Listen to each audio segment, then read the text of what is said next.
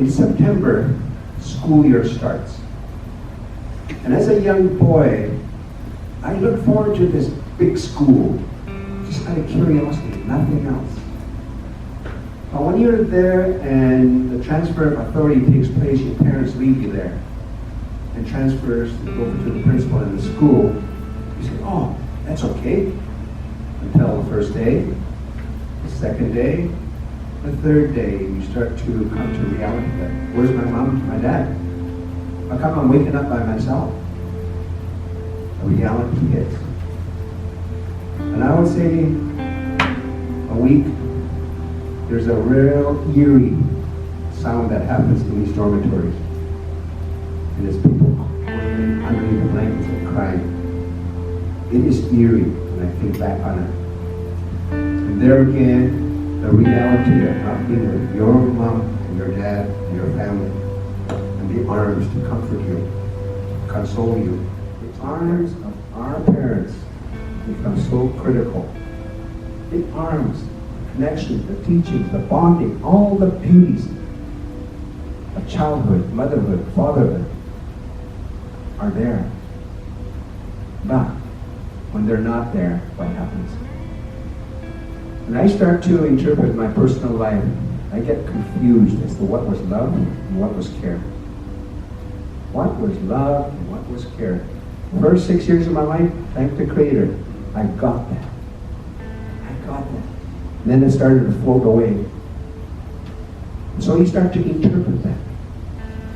And say, what is love? What is care?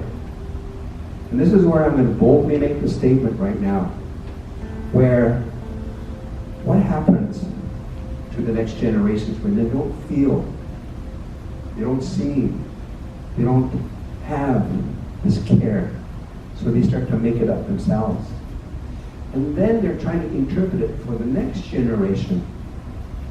And now you get foster care, child care, questions, motherhood. Our systems, as we know, are still filled with Aboriginal children in child and family services. And you say, where did that come from? This was an awesome teacher. It was an awesome teacher. And you didn't obey. You either got beaten in public, strapped in public, or when you're doing things, you get whacked in the back of the head. So you never ever knew when this was going to happen. So you become apprehensive, you become fearful.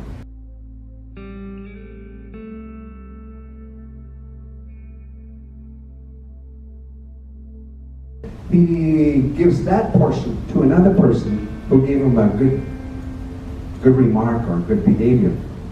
So now what's that now saying to that table? Power and authority, okay? Punishment, reward, all those start to slide in as two teachings. And you start to ask about fairness. And there again, I say, this lifestyle taught us a lot of things. And we're called survivors because you just learn how to survive all those. And so relationships, it had a way of, instead of pulling you together, it had mechanisms of taking you apart. And then the other layer, of course, in schools was the strap. Beautiful black straps. And we were strapped in public. There again, public humiliation was there. And you tried hard not to cry, because crying was implied weakness. So there again, you're trying to manage this punishment. And then, boom, I fast forward this to later on in life. I become a native court worker, and I worked in the prisons. And lo and behold, I have one inmate. He was freed, and then I became executive director of a friendship center. So he would come and visit. Novembers, he would do a misdemeanor, and he'd get 30 days less. And so he goes to the provincial jail. He did that 1 year, and I said, okay, well, you got caught. You deserve it. Second year, he did the same thing. Then something dawned on me. He was repeating a simple misdemeanor and got the same result. And I said, why are you doing this? You did the same thing last year. He says, Alec, roof over my head. It's cold out there. I get 3 square meals a day. As a matter of fact, I get color TV. Now, in his mind, prisons are punishment and deterrence. To him, it was a way of life. There's 5 of us in the Nelson family. Brother Frank, myself, Brother John, Brother Hank, and then Sister Cindy is the youngest. She's the baby of our family. So we entered the residential school at different times, different age timelines. But we were all in there at one time. And they said, gee, at least you Nelsons were lucky you guys got to stay together. That was true, but from a bonding relationship point of view, Sister Cindy was on the girl's side. And there was very distinct rules about the girl's side and the boy's side, not interrelating, interacting. So here's a reminder. In the dining room, look across, and I see my sister would try to get her attention and waving.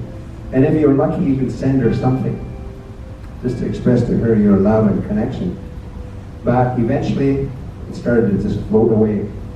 Today, when we talk about intergenerational effects, she called me last night, and where is she? She's in Port Coquitlam. With who? By herself. She is reenacting what happened to her here. The brothers were elsewhere. Sister Cindy's by herself. Intergenerational effects.